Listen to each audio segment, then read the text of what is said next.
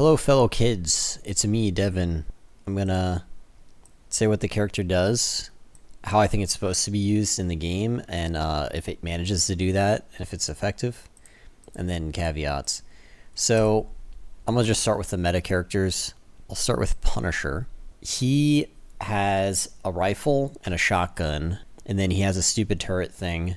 He has a smoke grenade. He also has a passive where he has wall hacks on anyone he sees for like a second or two after they go out of line of sight. So if he smoke grenades on people, he can still see them. And then he's got a grappling hook for mobility. And then his ult is just like his rifle, but stronger and makes him move slow. So his whole kit kind of is mediocre and he wouldn't be very good, except his shotgun is like ridiculously strong. It like 2-taps everyone.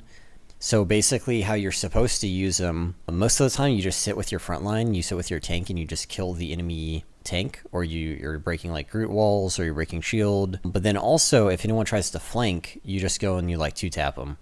So he's like very strong in all situations basically, because if he's very good at anti-dive, and then he's also very good frontline. Like obviously I have clips of flanking and just like killing everyone, but like in one of my clips I say I'm doing the forbidden because in my experience usually flanking was bad because he doesn't really have any escape and he doesn't really have any engage and he doesn't have any range. I say that knowing he's like supposed to be like soldier, but he's just not at all. He's basically like a close range character, but his shotgun is so good that he's S tier. And S tier for me means that they're like broken and they like are definitely going to get rebalanced. So even better than Punisher was Hela. And I say was because in Rivals, there are season buffs where certain heroes will have certain buffs based on the season, but they made them way too good. So Hela had plus 15% damage, but because of the season buff, she could 2-tap people. And without the season buff, she would not be able to 2-tap people like that. She'd have a different breakpoint. So the season buff made her way stronger than she otherwise would have been. But in any case, her kit in general is just very good. On her left click, she's got Kree's left click, but it's got better range, I think. Or maybe just the minimum damage from fall off is higher. But she could kill people across map, which is something Kree absolutely cannot do at all. She was like very dangerous from very far away. She had it's like a dash with invulnerability, so it's basically a teleport. She has a stun like flashbang. It's like a little projectile that goes in an arc and then hits the ground and stuns. But it's like way more awkward to use than flashbang. And then her right click was this like weird kind of useless like little spike burst fire thing that would like shoot spikes that would then explode. But you could kind of do a combo with it. And then finally she had an ult where she gets replaced by like an ult version of herself where she's just sitting in the sky with like 1,000,000 HP and just like shoots these stupid AoE projectiles. Like design wise, it's a very stupid ult, but it was actually pretty useful because if you're ever at risk of dying, you just pop your ult and you just don't die. And when you come out of it, you like teleport straight to the ground, and it's like not that easy to catch her out after her ult because she's going to have her escape back up. And her ult also created a lot of space because you couldn't just sit there and tank her. She would just kill you. She also had a very thin hitbox. So she was just really, really good at dueling just because of her hitbox and her left click. And then on top of it, she had a really good escape, a really good engage. She also had her flashbang and then the combo thingy. So in the hands of a very, very good player, she could play very aggro even into Punisher. And Punisher's like really, really strong close range, like I said before. But a good Hela could like body shot and then use her mobility to go in on the Punisher and then instantly hit him with the stun and then headshot him and just win that duel, which is like not probably something that should happen because she's way stronger mid-range. Like Punisher's never going to win mid-range versus Hela because she's too thin and he's way too fat. It was basically like impossible to win that duel as Punisher. The thing about her is how you would play her is you would just sort of flank around the map and be at all these random off angles that people don't expect you, because she barely made any noise and her left click made no noise, and technically it made noise but it was very quiet, and it didn't make a very obvious animation either. So you just go to some random off angle, of which there are many because of destructible terrain, and then you would just like 2-tap people when they don't notice you're there. And you could even be hitting someone and they would like be like, where's the Hela? I can't figure out where the Hela is, because she like makes no noise. It's like very, very annoying character to play against in the hands of a very good player. In the hands of a mediocre player, it was like not a big deal, but she was definitely meta and like could completely dominate lobbies. Like if there's a really good Hela on the enemy team who kills your Hela, she'll just like destroy everyone else basically. So that said, I'm only putting her way up here because of her season buff though. Without the season buff, she'd probably be like a low A maybe, because it makes her left click so strong, that damage boost. But without it, she'd still be good, but she wouldn't be like insane. So I think the third best DPS was Starlord. He's basically Tracer, but instead of blinks, he has like short range dashes, and each dash refills his ammo, and he has 2 dashes, 2 charges, and then he has no recall, but he has a like mobility ability that makes him so he can like fly around with increased speed. And he also, his left click was the same as Tracer's left click, but like the spread was much, much tighter and more damage.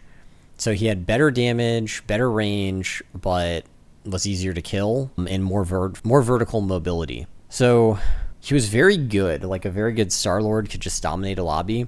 But the thing is, unlike Tracer, who can just never die if they don't want to ever die, Starlord was very killable. So it was kind of more of like a normal matchup between Starlord and other characters like Hela or Punisher or whatever. It's more like a straight up fight. So I didn't really think Starlord was like broken, like S tier, but I think he was like very strong. So like top of A tier. So moving on to other meta characters. Luna Snow, very, very strong support. Her left click is a hit scan, sort of burst fire, but it's almost like instantaneous burst. It's like a very quick burst.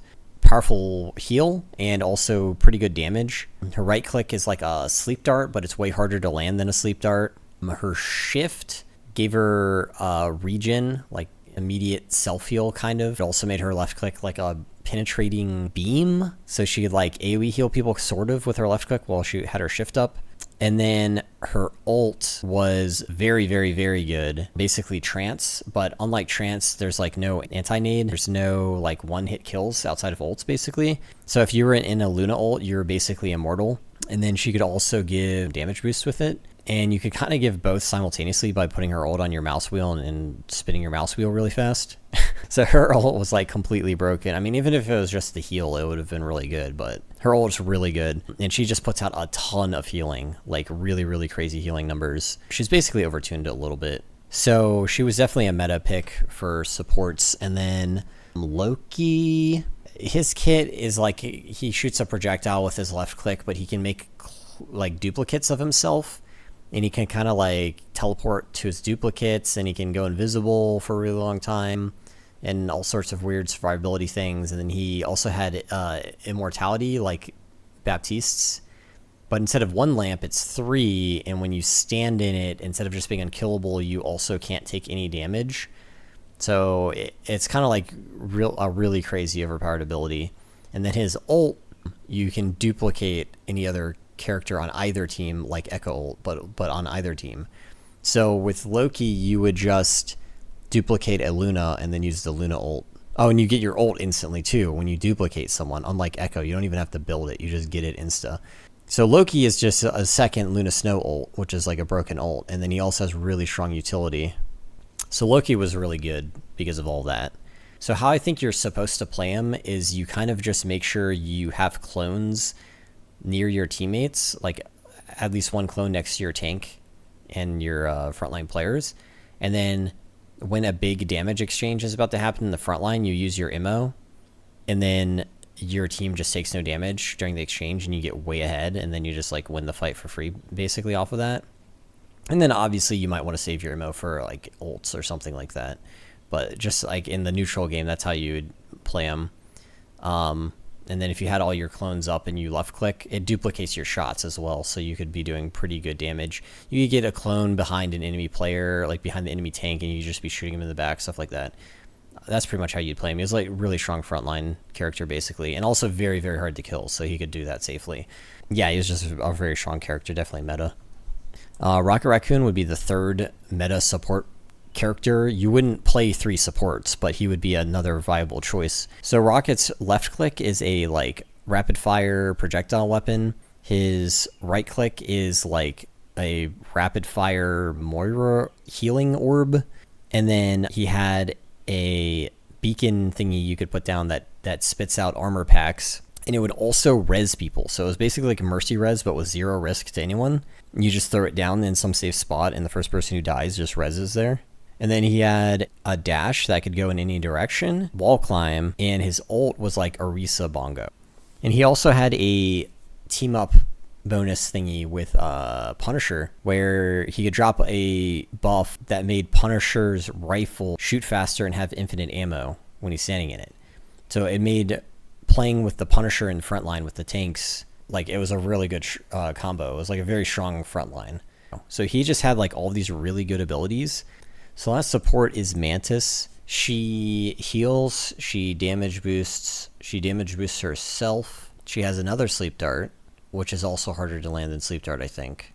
And then her ult is just a worse Luna ult. It was more like rally. It would give speed boost and healing, but it's just worse than Luna ult because you could actually die through it. But the thing about her is you didn't have to aim with her.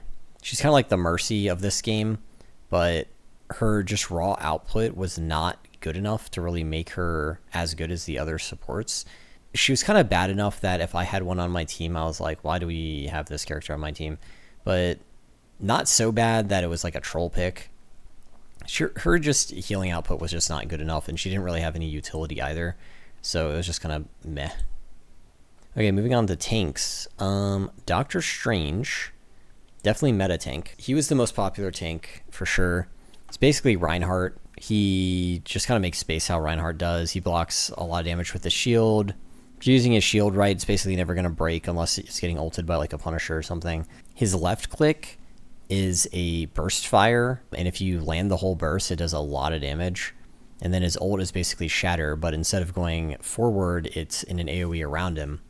And then really awkwardly on a 3-minute cooldown, he had a teleport, so he could teleport his whole team. Also, very commonly, what they would do is they would use their teleport to come from some unexpected angle, like drop on the enemy team with ult, and that would usually just result in a team wipe. So Doctor Strange overall was just very strong. And then Groot would be the other most popular tank. He just put up a bunch of walls. That was basically his whole kit, and he would cut people off, and he would block a lot of damage and all sorts of stuff. And he was basically unkillable.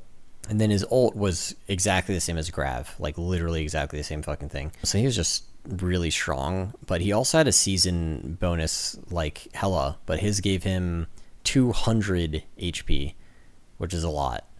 So that probably made a big difference, but he was basically unkillable, and he would deny a lot of damage. But I don't think he really had as much playmaking potential as Doctor Strange. So I don't think he was like I don't think he's quite as good as Doctor Strange, but he's definitely very good. Hulk, basically Winston, but more clunky and boring to play. People who didn't know how to play him would just go and feed and be useless, but he could create like a lot of space and be like a menace. Maybe he belongs here. He was pretty good. I think I put him here. He wasn't like so dominant that he was just in every game like these guys were, but he was pretty good. Magneto, I'm gonna put up an A as long as he's got his team up bonus with Scarlet Witch. His kit was some shitty left click. His shield would absorb infinite damage on a cooldown, and then he could give bubbles to teammates that also absorb infinite damage for a short period of time. He has a basically Sigma Rock, and his ult absorbs like blocks all damage on the screen, like all anything that gets shot gets like absorbed by him. And then he like fires a nuke. So all that stuff sounds really, really good, and it kind of is, but it's all like cooldowns and only for short durations kind of. So it wasn't that insane. But if he had a Scarlet Witch on his team, then suddenly his left click just 2-taps squishies, which is like really stupid, but it was really, really, really good. So it pretty much put him on the same tier as these two guys if he had a Scarlet on his team. So last tank is Peni. She places mines in webs, and she can like slingshot herself to her webs, and then her ult like makes her like run fast and like shoot mines and like melee things. She's kind of a weird character. I mean, I like the concept of an area denial tank, kind of like Junkrat, but less obnoxious. The problem with her is I don't really know how you're supposed to make her work in a game or on a team when you're trying to deny space, but the terrain is destructible. So there's just like always a different path the enemy could go through. Like I never really saw her work. I actually need another tier here. So speaking of characters that belong on E, I'm going to put Iron Man down there. He's basically Pharah, but his damage is really bad, and he's really easy to kill. He's slow, and he just sucks in all ways, except his ult is really strong. His ult is like a projectile nuke that just kills everyone, but outside of that, he's completely useless. So he definitely belongs on the lowest tier. I think he's the worst character in the alpha. Namor, people treated him like a troll pick, but I didn't really think he was that bad. He's kind of like Torb. He just shoots projectiles a lot and places turrets, and then his ult is like a big dumb AoE nuke that kind of sucks. He does good damage, and like I said, he puts turrets, so he just is like he's just like a roadblock, and he can kind of just play with his team and help get kills. And it like wasn't very good, but it wasn't awful either. Scarlet Witch, like I was saying, she has a team up bonus thingy with Magneto, makes his left click really good, but on her own, probably a B.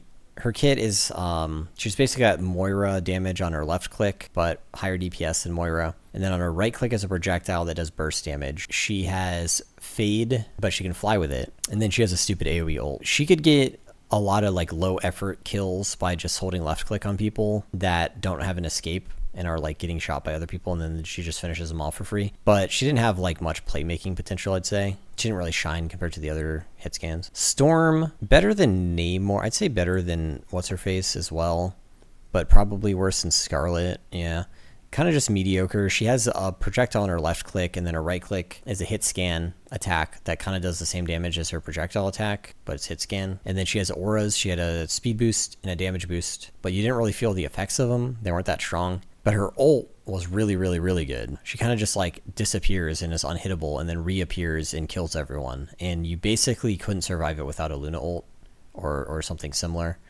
to save you. It was like very, very powerful. But overall, her kit is pretty mediocre. She wasn't that good. And then finally, we've got the melee characters. The melee characters were pretty weak, but that's a good thing because they're kind of Mong, and if they're in on you, they kind of just kill you if you can't kill them back. So Spooderman, pretty dang bad.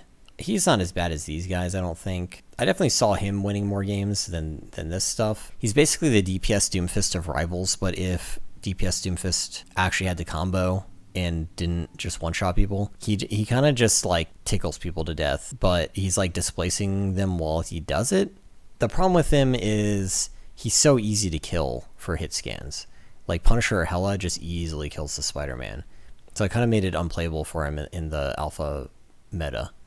If not for that, he would maybe be like up here somewhere. But overall, he just like didn't do much. Black Panther, I think, was definitely better than Spooderman. Probably like up here. Because his kit was just like spamming dashes and doing like a lot of damage. He's basically the Genji, except he had like more dashes than Genji. And his ult just like one taps someone at range. You just like press ult and someone's dead. He was a lot harder to kill, in my opinion, than Spider-Man, because it was partly because of the lack of optimization of the alpha. It made it harder to aim than it really should have been to like flick your mouse. But he would just like dash back and forth over and over again, be hard to kill, and like kind of just kill people in the back line. Maybe it's unfair to even give him a C. I said he was relatively hard to kill, but like Punisher just would like two tap him if he made a single mistake, so he wasn't that good. So the last melee character is Magik, and she was definitely the strongest melee character, and she saw a lot of play. Probably put her in B tier, somewhere around here. She was kind of just Mong. You just go in, mash her keys, and kill people. It was really easy to do her damage. Like with Black Panther and Spider-Man, you had to play them really well to do damage, like at all, kind of. With her, very, very easy to do damage. She was also more survivable than either of the other two melee characters, I think, because she had like a teleport on one of her keys. I mean, I played her several games. I don't even remember what her abilities were. She's just like such a boring Mong character, but she's pretty playable. The main problem for her was, again, just Punisher, very, very strong close range. So she tried to get in on the back line, and if there's a Punisher there, he just kills her. But other than that, she kind of had free reign to just kill people. So yeah, there's my tier list. Again, this is with the caveat that this is with season buffs. So like Hela would probably be like down here. Whoops. Hela would probably be down here without the season buff. And like without the team up buff, Magneto would be like down there or some shit. But as things were in the alpha, this is pretty much how it was. I think this wouldn't be too controversial. This stuff is all the meta stuff. This stuff is playable. These were like not good, but not really troll either. These are like troll throw picks. And yeah, that's pretty much how it is.